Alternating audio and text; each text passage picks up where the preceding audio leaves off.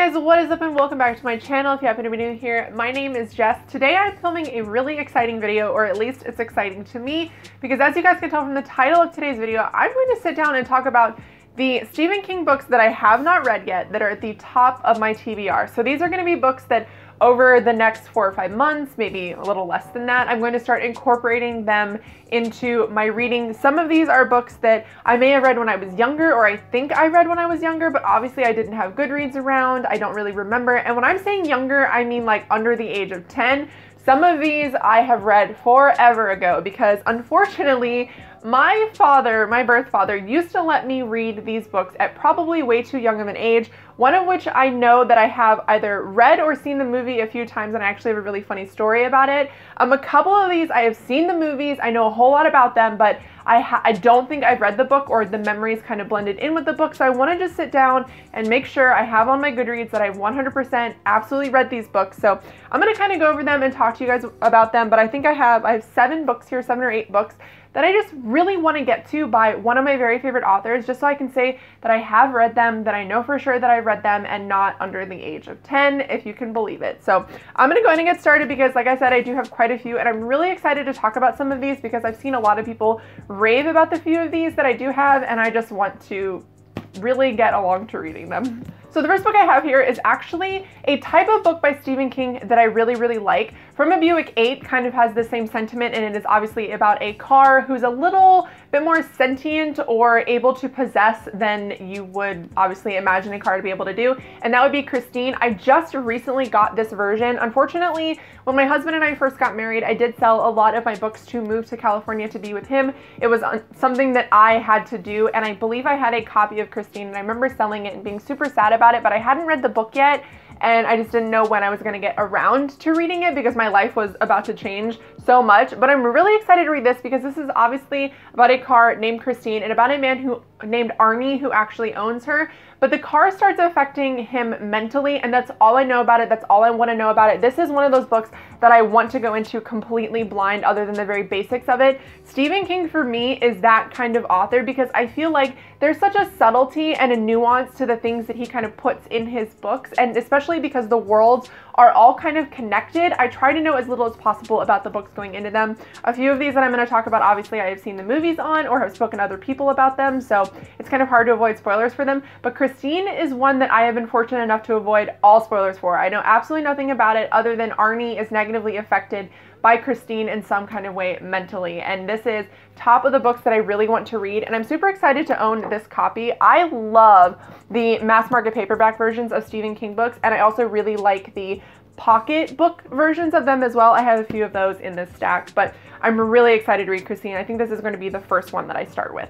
The next book I have here is a book, obviously, that I have seen the movie on. I've seen the old one and the new one, and I believe this is one of the ones that I may have read when I was younger, but because I've seen the movie, it's all kind of blended together, so I just want to sit down and reread it, or read it for the first time depending, and separate the movie from the book completely, and that would be Carrie. Carrie obviously follows a girl, if you guys are not familiar with it, who is bullied a lot in school, but it is because she's from an incredibly religious family. Her mom really shelters her and prevents her from, she doesn't know about sex, she doesn't know about what her period is. There's a really iconic scene in the movie where she actually gets her period at school and all the other kids are kind of laughing at her, like, why the hell don't you know what that is?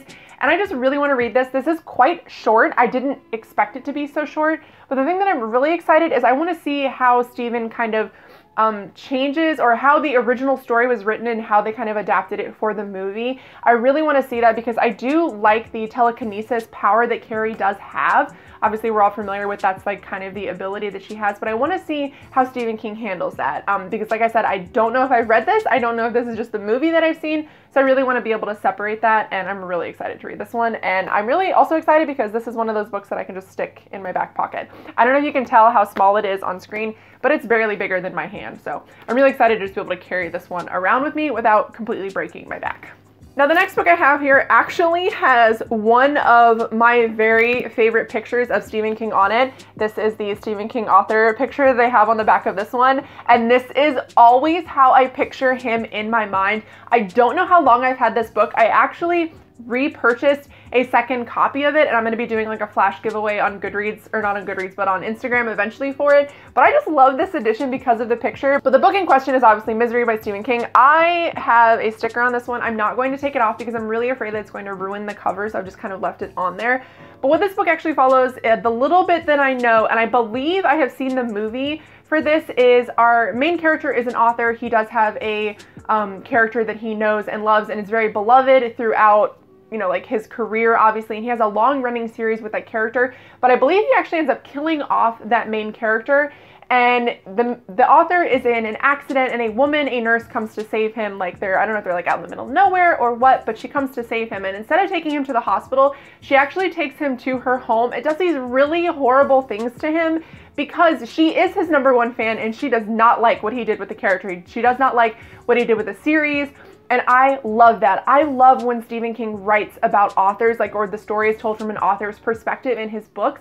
For some reason, it adds a richness, and I think it's because you have the level of Stephen King being an amazing author, and then you have the added level of the main character being an author, so it adds a nice depth to it, because as opposed to just having Stephen King's prose and, you know, how he writes, you also have the added layer of the author giving their opinion on what's happening, and because they're an author, they tend to do it in a very eloquent way. So it just adds layer upon layer upon layer of the story. And as you guys know, Bag of Bones is one of my very, very favorite novels by him, and that is actually another author main character. The Dark Half is a author main character, and that one, it also has a lot of depth to it. So I'm really excited to read this one. Like I said, I know I've seen the movie because I vaguely remember a woman breaking his legs, like his feet, like he's tied to the bed and she's like breaking them. So I do know that I've seen the movie, but I don't think that I've ever read the book. I honestly don't think I have, and I definitely want to sit down and finally read it.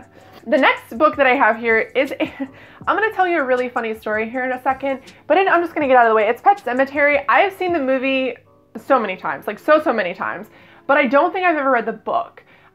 This is definitely a book that I would have read when I was much younger, like I'm thinking like under 10, but I saw the movie when I was very little, very, like too young to see this movie kind of thing, very young. And I became so afraid of animals coming back to life. So just a little bit of backstory here. When I watched this movie, I lived in Alaska. And in Alaska, unfortunately, if your animal dies or, you know, something happens to them, you have to bury them, and generally you have to bury them on your property. And I had a dog, his name was Shakespeare. I don't know why, because I never ever read Shakespeare, but I named him Shakespeare, and he was a husky, and he was actually run over and killed. And my dad buried him. And then I watched this movie around the same time or right before he died, and I actually ended up unburying my dog 2 times because I thought he was going to come back to kill me.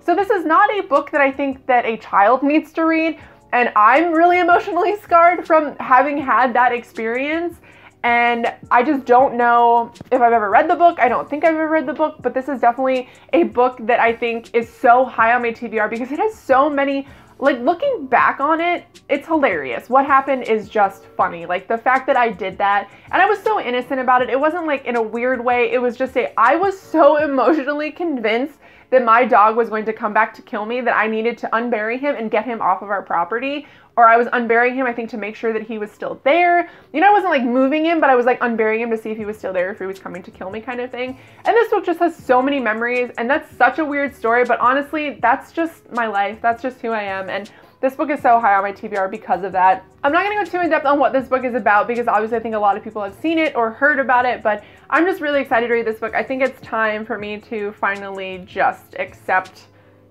what has happened to me and read this book and introduce the book to my life. But that is why I have been avoiding it for so freaking long. So the next book that I have here is another one of Stephen's really old books, but I just really want to read it. Although the reason why I avoided it for so long is it does have a lot of domestic abuse in it, and unfortunately that is something that I'm really triggered by, and it was just something that I really struggled with wanting to take the time to read and kind of introduce that to my life.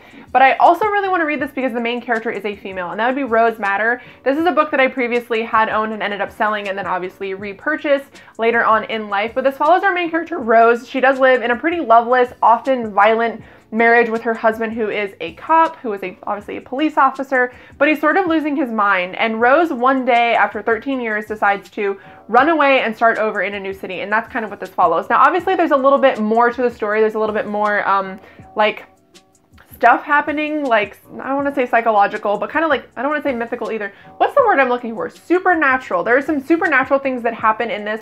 I don't necessarily know how it's tied into it, but I know there's a painting that Rose actually purchases for her new apartment, her new house. I don't know if it's an apartment or a house, but she purchases, and it kind of is drawn to her like she's drawn to it. And it does have something to do with later on with her finding her footing and being able to kind of get away from her husband, Norman, when he comes looking for her. Because like I said, he is a cop, he's able to find her, and he's often violent. So I'm really excited to read this. But like I said, this is a book that I don't think that any point in time in my life I was particularly ready for it, except for now. Stephen King books hit me very hard. I feel like they're often relatable and very believable despite being supernatural. And that is why I have avoided this book for so long. But honestly, I've just had it for too long, and it is just time to finally sit down and read it. Also, the picture on the back of this one is hilarious. I just love his author pictures. They're my absolute favorite. All right, now this last book I'm gonna talk about, you're not gonna judge me on, because no, I have not read this book. Yes, I know I should have read this book being a Stephen King fan, but this is one of the books that I have just had on my shelf for so long, and it kind of got put in like on the back burner because I was reading all the new releases, or I was reading all the other books that sounded kind of cool to me. I do not know pretty much anything about this book, like anything at all. Maybe it has, I know it takes place in a small town in Maine. I know there is a preacher who goes kind of crazy. I know there's a young boy whose mythical world and real world start kind of blending together, and that would be Salem's Lot. Yes, I know I have not read Salem's Lot, but can we take a minute to appreciate like how cool this cover is? This book is a very, very old book, and I think I've had it since it came out, like since it was printed, but I'm just really excited to read this. I know very little about Salem's Lot other than it is some of Stephen King's best writing. It is a book that I think I've been so afraid to discuss and to read and kind of talk to people about it, or even like introduce it into my life, because it is such a pivotal Stephen King book, and I was afraid that I wouldn't like it. I was at a time in my life where I was really struggling with his older stuff, and I didn't want to be tainted, and I didn't want to read this and end up not liking it. But I've had a ton of friends who read it recently who say that I need to finally read it. It's just time for me to sit down and read it. I don't know if this has vampires in it, because I know there's a man who moves to the town who has a really, really old, dark, deep secret, and it makes me feel like maybe he might be a vampire, and I'm pretty sure that's what this book is about. I could be 100% wrong. We're just gonna forgive me for that. But Salem's Lot is high on the list of books that I need to read, because also I really like small towns in Stephen King books. I think they're done very, very well. All right, guys, so that is it for today's video. I hope you guys enjoyed seeing how bad of a Stephen King fan I am, that I haven't read any of these books. But honestly, there's just so many books that he has written. I own over 40 of his books, and most of them I have written. These are the last few that I have not. And yes, they are the classics, and yes, I should have already been reading them, but unfortunately, I didn't read for a really long time, and these books just kind of got put on the back burner, because once I did start reading again, I was either afraid to pick these books up, or I was too sucked into the new releases as they were coming out. I was finishing the Dark Tower series, because I started that. When I started reading again the series, the books that I picked up were the Rainwild Chronicles by Robin Hobb and the Dark Tower series by Stephen King, and that series is massive, and I was just so sucked into that when I stopped with that series, when I finished that series, I was going on to newer releases by him and not going back to the classics. So now I have time to read all of these, and I'm super excited to get into them. If you've read any of them, which chances are you probably have, let me know down below what you thought of them. But I hope you guys liked this video. If you did, please give it a thumbs up and think about subscribing. But I will see you guys in my next one. Bye!